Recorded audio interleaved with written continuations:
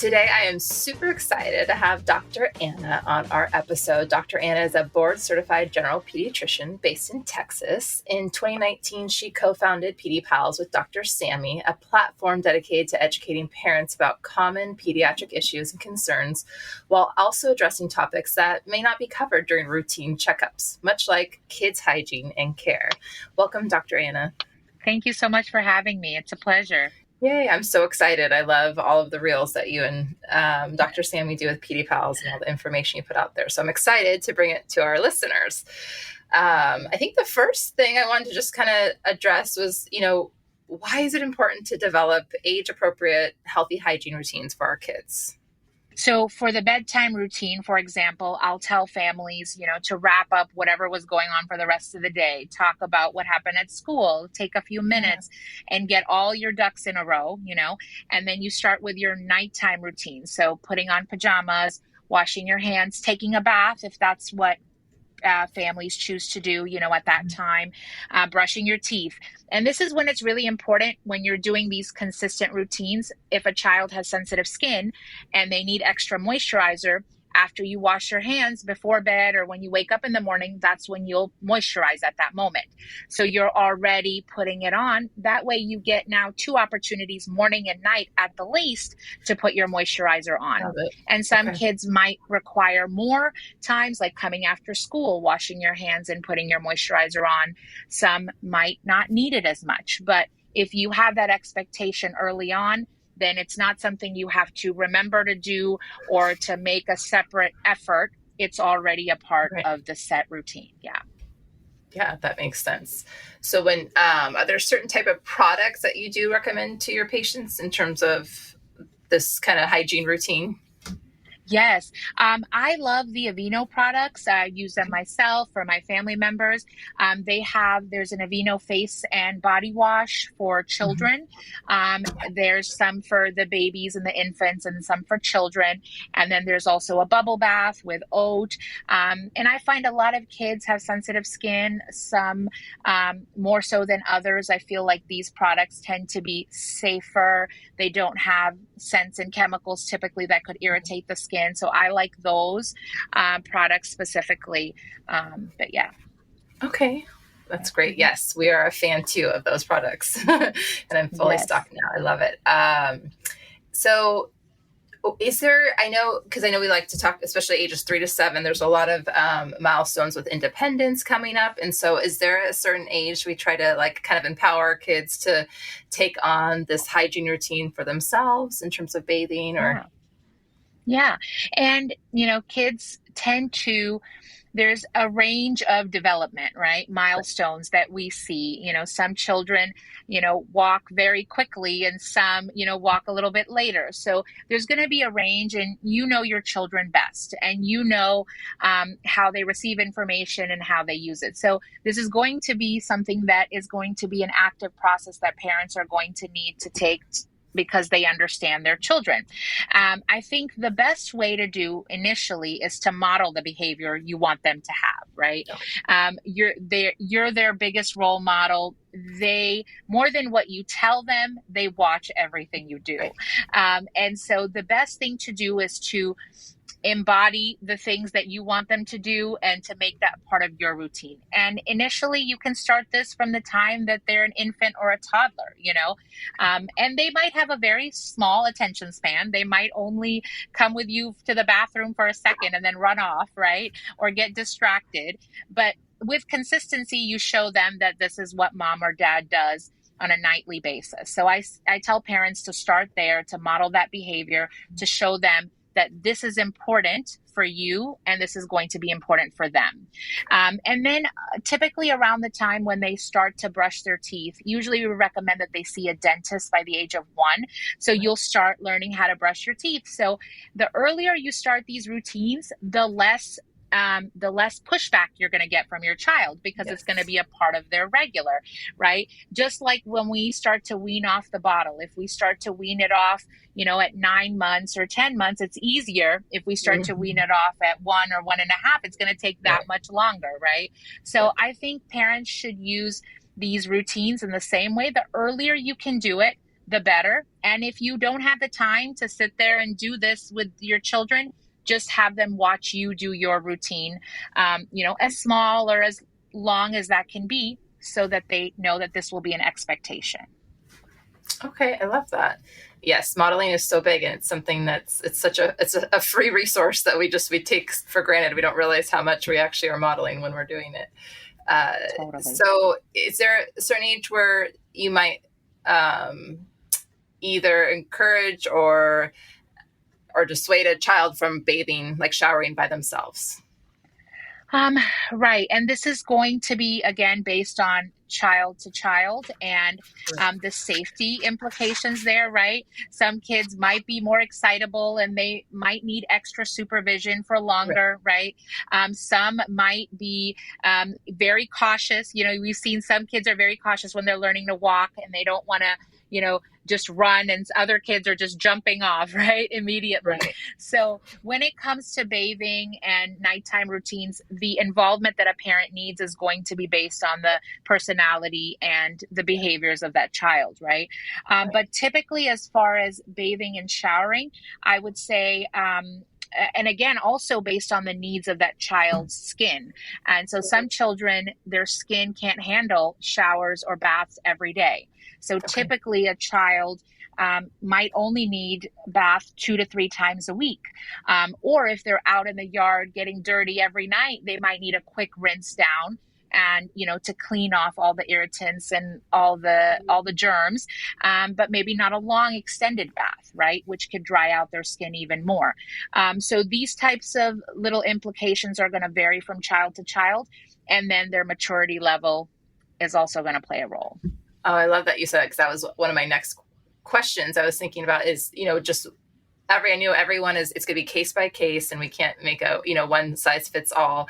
So I appreciate you giving all of that input to that. And for skipping showers, just one, that was one of the questions I was like, because I know there's some kids that, have skip nights for bathing, or some kids that, it's an expectation you're showering every night, no matter what. But I loved hearing that, like, yes, each kid, we have to look at their skin and what their skin needs, or what were the daily activities. So kind of sounds like that's going to play a role in determining that exact routine. Yeah, exactly. And some parents do feel like, they automatically assume that that's an expectation that their child needs to bathe every night or needs to use these, and that might not be the case. I think things like brushing your teeth, consistency twice a day, that there's definitely a benefit in reducing cavities and reducing problems moving forward. So that's one thing. It's like, nope, we got to do this every night, right?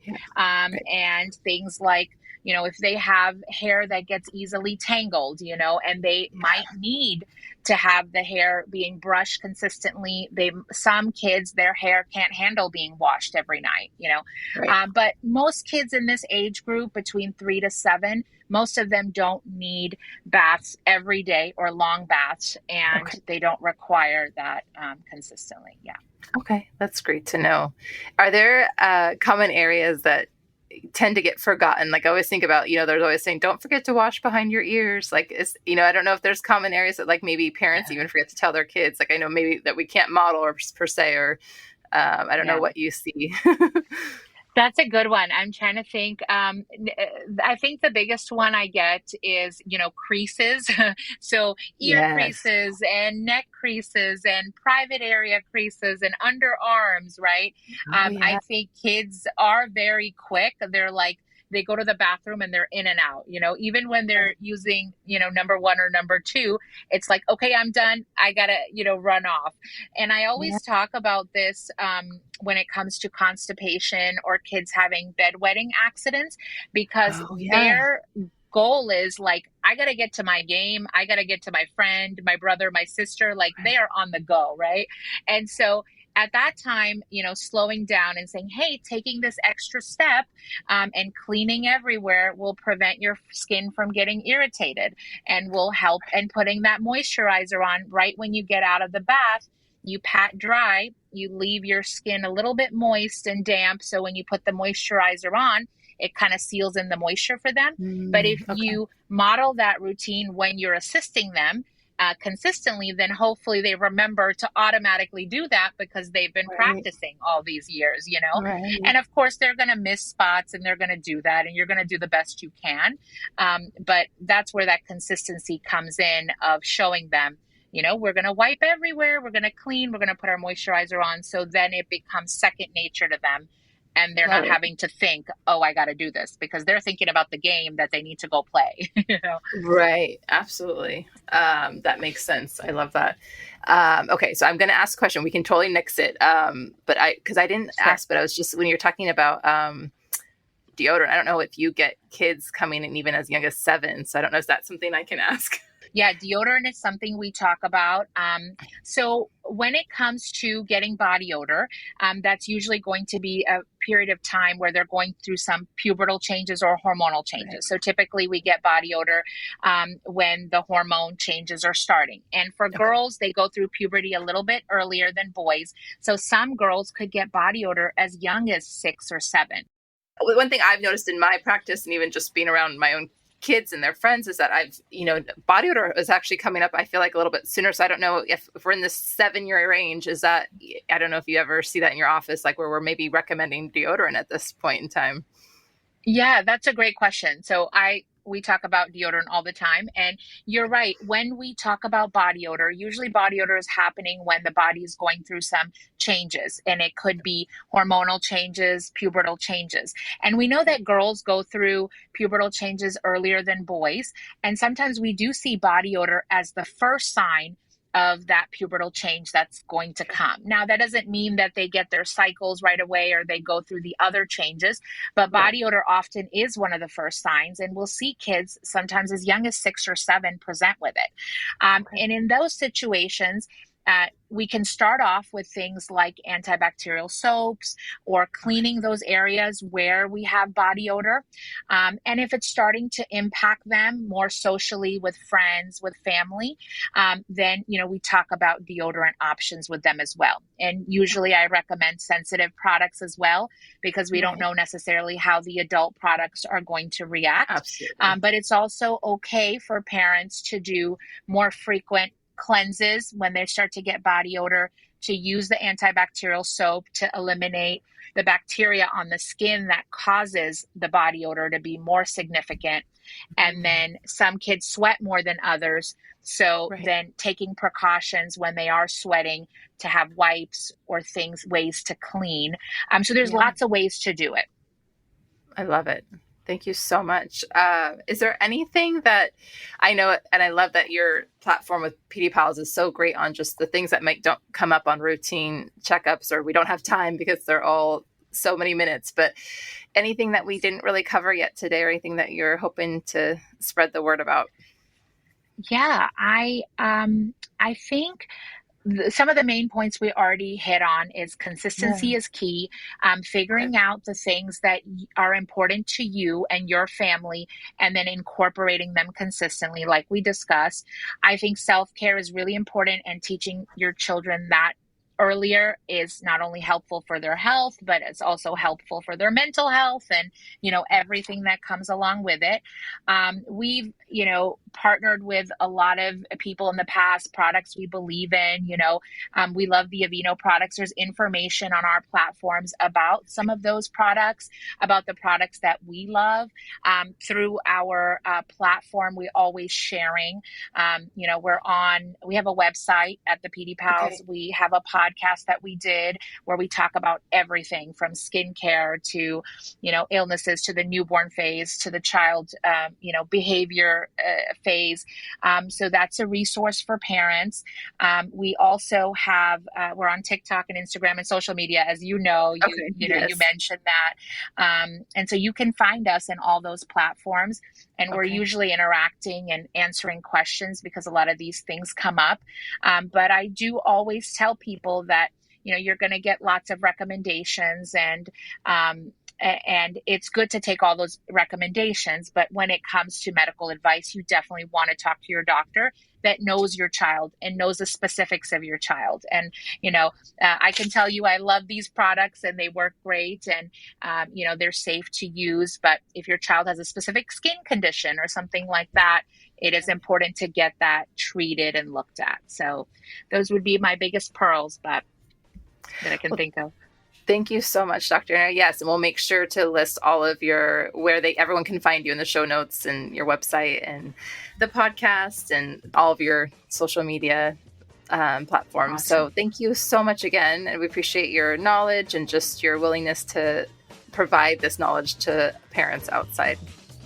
Thank you so much for having me.